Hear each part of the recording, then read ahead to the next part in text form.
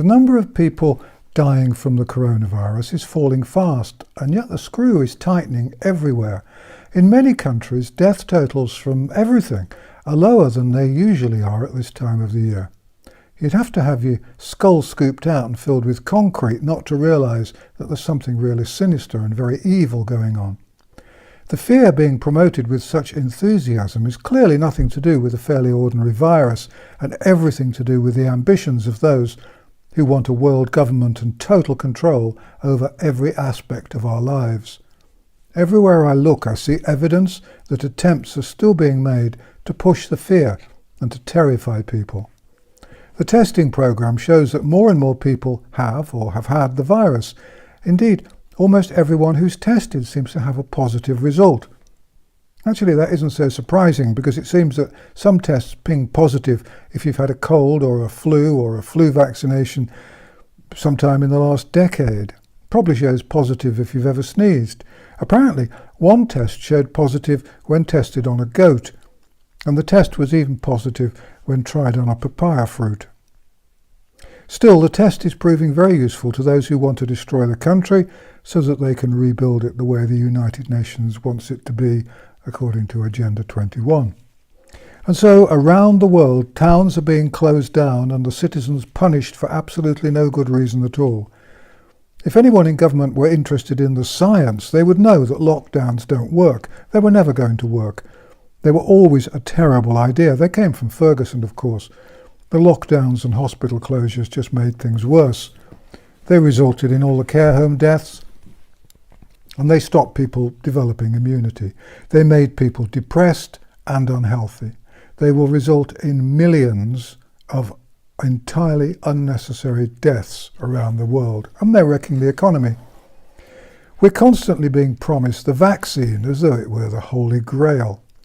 My position on vaccination is very simple. I'm pro-truth, and I expect, or rather demand, that if I'm going to be given a vaccine or a drug, then it will have been properly tested beforehand and that the risk-benefit ratio will have been properly investigated. Sadly, the evidence shows clearly that the risks far outweigh the benefits. After years of observation, I'm convinced that there's one big difference between the people who are devoted to vaccination at all costs and those who are concerned about its safety and effectiveness. Most of those in the first group have never done any research at all, whereas most of those in the second group, the cautious doubters, have done a good deal of research, are alarmed by what they've seen, and know what they're talking about. Sad to say, many doctors know very little about vaccines and vaccination, except that it's a very profitable activity. The average GP can make many thousands of pounds a year by giving injections, though in practice, of course, she or he doesn't actually have to give the injections. A nurse or an assistant does that.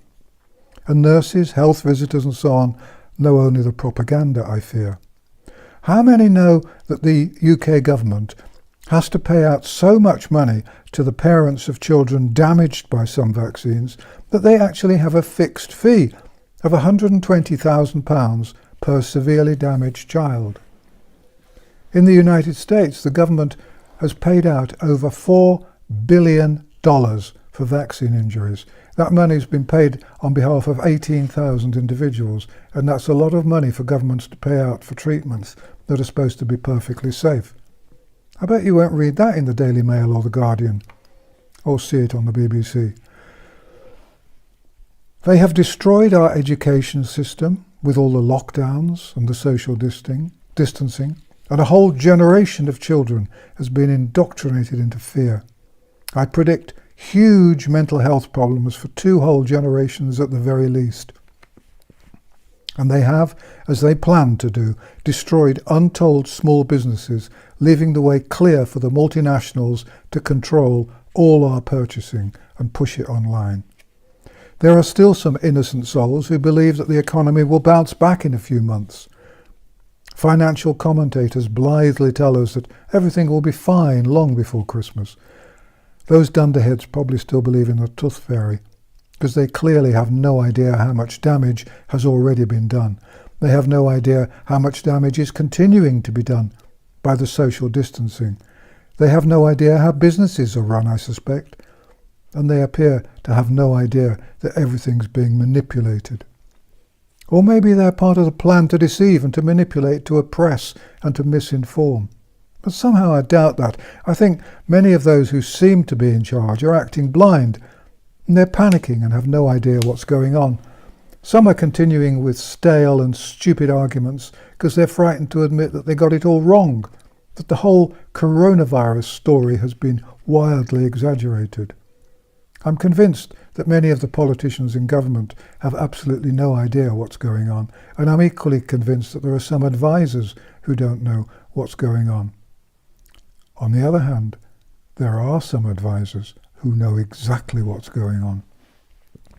I also suspect that a former Prime Minister, whom I won't name other than to say that his first name is Tony, his second name begins with a B, and he's widely known as Britain's most famous war criminal, knows a good many of the people who know exactly what's happening and knows about the role of the United Nations in it all. To be honest, if there's anyone in the world who trusts Blair, I slipped it out, they should be locked up for their safety and for ours.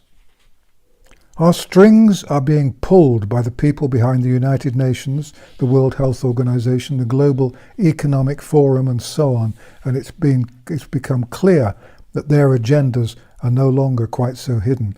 Their plan to take over the world, to control our bodies and our minds, is clear in every conceivable way. I'm convinced that a small chunk of the rich and powerful people who planned this disaster are still organizing things so as to make our current lives as difficult as possible. They want to break us. They're using old psychological tricks to wear us down. If you haven't watched it, then please either watch my video on brainwashing or read the transcript on my website. The same people who were pulling the strings of the global warming nutters and hiding in the background are now controlling the demonstrations and the riots, the interracial conflict, and the attempts to eradicate our national histories. They're doing everything to destroy the world we know so that they can recreate things to their advantage. You'd have to be extremely naive not to realize that our world is being manipulated by some very evil people indeed. I'm fully aware that saying all this will ensure that the trolls will have a field day. Well, if they had the brains and the courage, I'd happily debate with them. Unfortunately, they don't have brains or courage, and I'm banned from all mainstream media anyway, because of my views on vaccinations and drug companies. While mentioning debate, let me just repeat my challenge to Dr. Whitty, the British government's chief medical officer. I will happily debate vaccination with Dr. Whitty live on national television or radio. This would give the establishment a chance to destroy publicly the fears that I have and that many share about the safety and effectiveness of vaccination.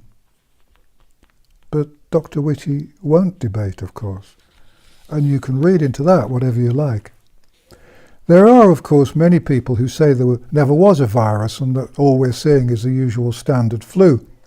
Certainly the infection rate and the death rates are similar to those of a fairly ordinary flu.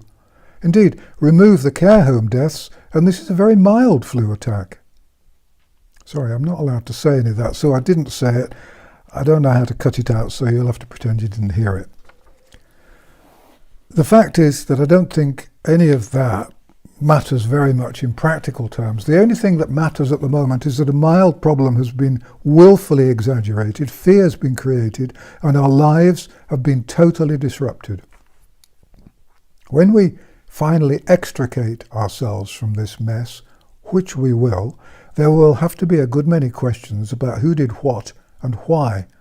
I'd like to see Ferguson in court. His model was clearly as much a load of rubbish as others he's produced over the years. And I'd like to see in court the people who accepted Ferguson's predictions, apparently without submitting them to any sort of peer review. And I'd like to know how many people who've been giving advice have past or present links with the vaccine industry and its advocates. But our immediate need is to understand the tactics and strategies of the people behind the United Nations, the World Health Organization, and the other bad organizations. We need to know who they are, what they're trying to do, and precisely what they want. Let's not forget, we're fighting a war. And in a war, Information is the most vital commodity. This is, I think, a time to reread, among others, Machiavelli's The Prince, Sun Tzu's The Art of War, and the Emperor Napoleon's thoughts on strategy and tactics. I've dug out my copies of all three. Thank you for watching An Old Man in a Chair, and thank you for all your support and encouragement. Please copy and share the videos on Twitter, Facebook, BitChute, and anywhere else you like. Let's spread the truth. If you'd like to put on a translation, that's fine. If my videos disappear, then please go to my website, www.vernoncoleman.com, to read the transcripts of the videos. The banned videos are in transcript form on the website too. This channel hasn't been monetized, I haven't authorized any advertising, and there is no sponsorship. If you'd like to see more videos from me, please subscribe to the channel because the videos tend to disappear. If you visit mainstream media, please put on messages asking people to take a look at these videos on the YouTube channel. And remember, although it may feel strange and frightening at times, you're not alone. People are waking up, and we will win this war. Remember to distrust the government, avoid mass media, and fight the lies. Thank you for watching.